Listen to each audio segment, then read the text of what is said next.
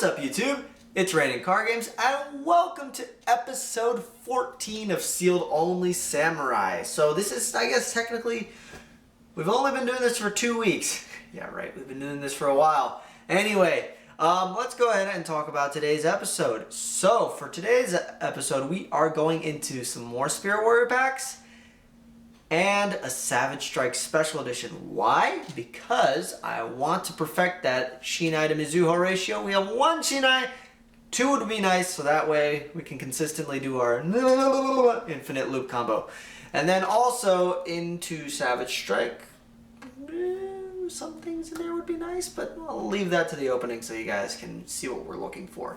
Anyway, that's going to do it for what we're going to open. And then in terms of today, interestingly enough, so this episode did come out a little bit later than normal. That's because I was on the road and I was unable to film during that time. And unfortunately, I won't be able to make it to locals today. Well, for the tournament. I will be going to locals just for a few casual, just dueling around stuff. But unfortunately, I won't be able to make it to the tournament because work is a thing. Gotta make money somehow. Anyway, but speaking on my travels and why I can't make this episode at the normal upload time, if you guys haven't already seen it, do check out the latest Yu-Gi-Oh! Wilderness episode. I would really appreciate it if you do. The views are a little bit down. I would hope it takes off a little bit more because this is a passion project of mine, but feel free to check those out. I had a real fun time filming out in the desert for you guys. But anyway, let's go ahead and open some product. Alright, you guys, let's go ahead and get into today's opening. Let's go ahead actually, and we'll go ahead and do the Spirit Warriors packs first, because I'm really just going in for the extra Shinai, because yeah, then it would be just getting to that infinite combo with the counters is a little more consistent. Gateway of the 6, the Weathery Rainy Canvas, the Weathery Cloudy Canvas, 6 Samurai United, and the Weather Painter's Sun. Interesting. Nothing from there really that we need, unfortunately. We're just going for the 1 6 Sam card. Anything else at this point is a bonus. Okie dokie then. Magical Musket Desperado, Grandmaster of the 6, Kizan, Steady Hands. Ha! Cool. Wow. Now we have 2 Shiens. I don't think I'll be running 2 Shiens. Maybe. Who knows? I might be tweaking the deck a little bit, but we'll see. We shall see. Come Master Roll 5. Yeah. Anyway.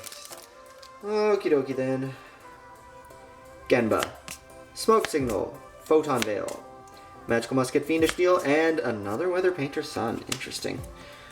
2 more packs. 2 more packs. All we need is a not short printed super rare in this set, which shouldn't be too hard to pull on paper in theory. Scrap Iron Scarecrow, Musikani Magatama, Magical Musketeer Wild, Asceticism, Doji. Okay. Interesting. Last pack.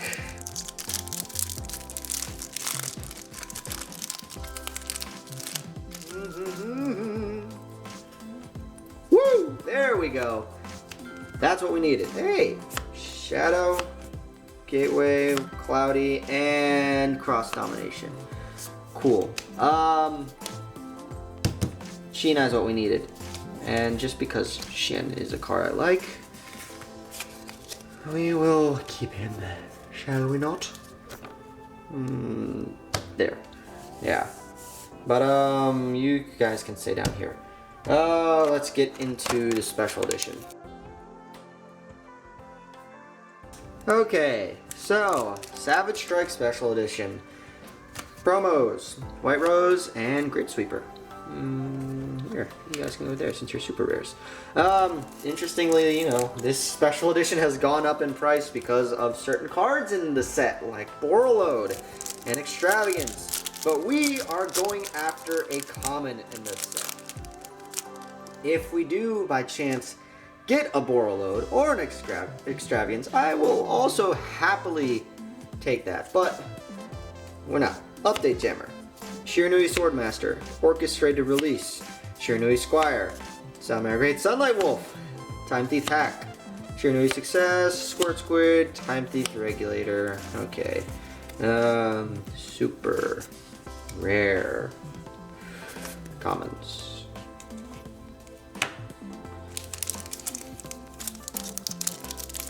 Two more packs. Come on, we just need a common of all things. Perform Well Clay Breaker. Paro. Upjade Jammer. Neospace Connector. Interesting. Guard Dragon Agripane. Heat to the Fire Charmer.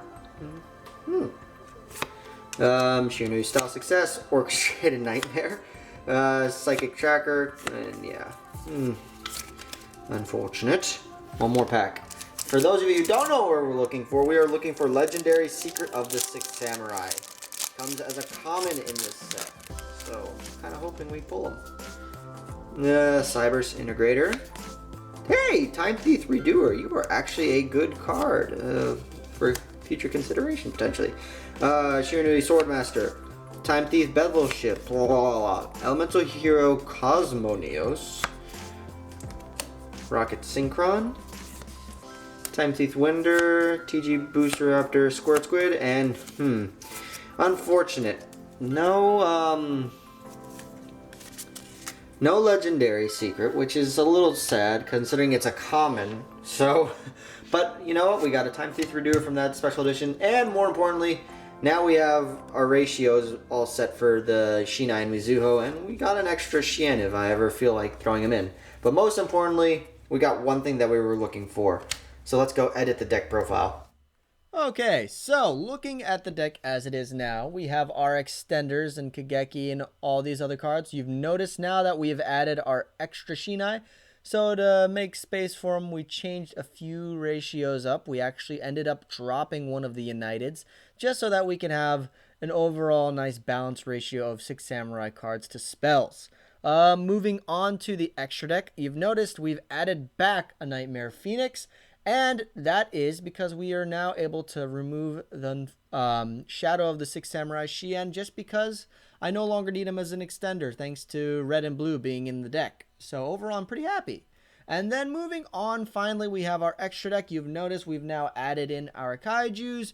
We have our regular going second cards, but we've also bumped up. We have the red reboot, and we have triple D-Barrier and Mind Control just as a meta call for the format.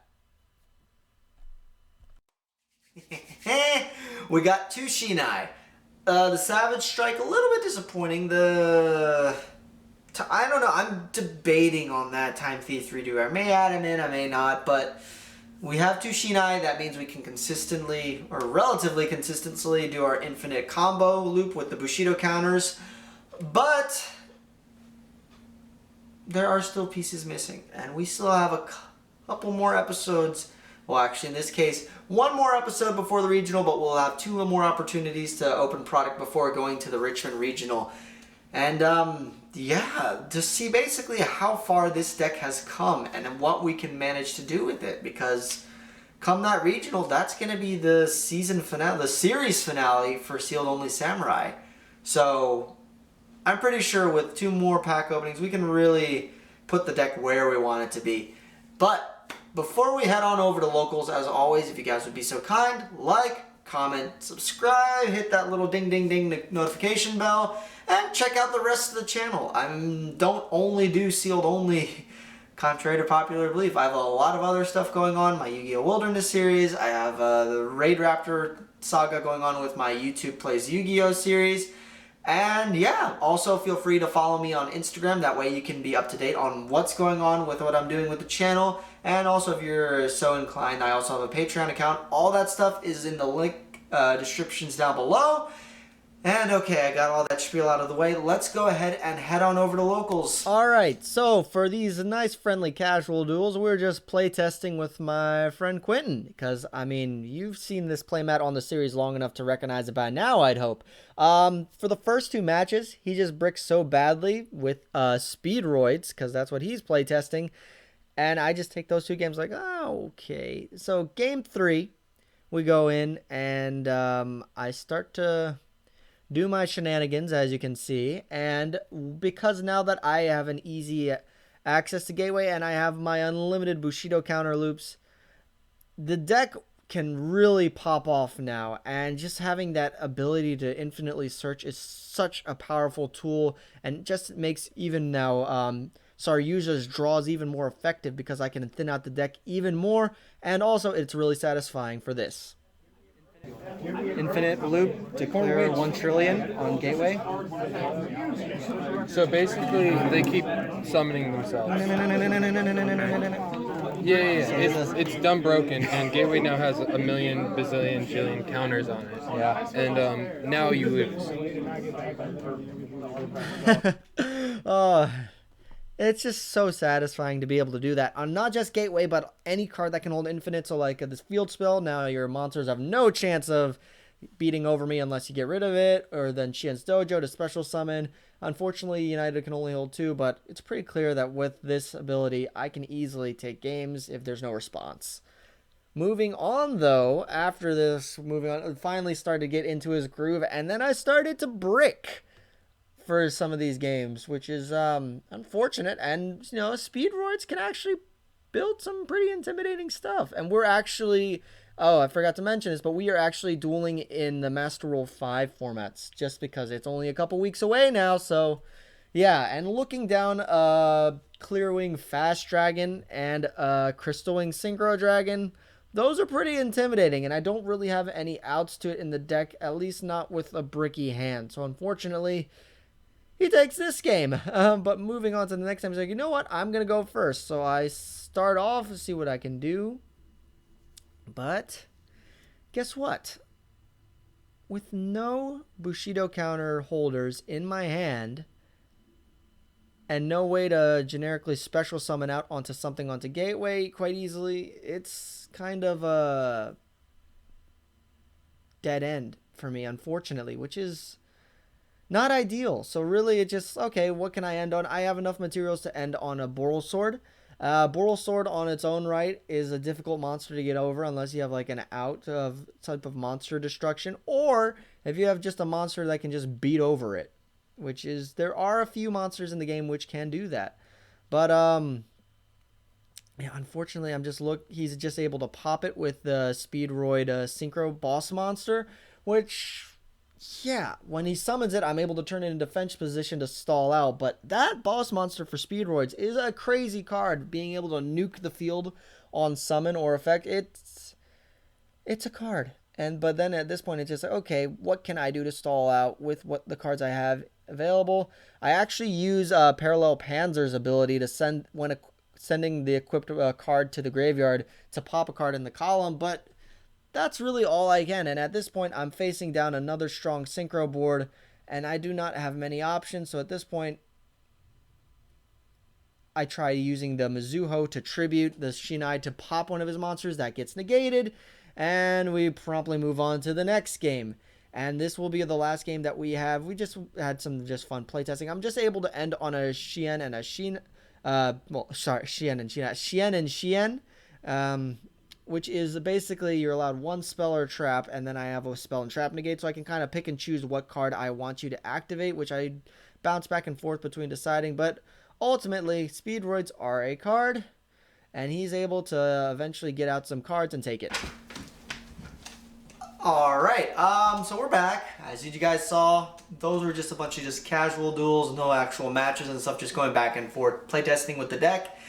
The next upcoming episode, we will hopefully be making it for the tournament, so you guys will actually see the match-by-match results for how the deck performs. But yeah, that's going to do it for today. I've already mentioned all the earlier spiel to like and subscribe, all that jazz earlier in the video, so I'm not going to put you guys through that again, but thank you guys so much for the support. It's been real fun making this series, and I look forward to making the other 2 episodes that are remaining. So, you guys have a great rest of your day.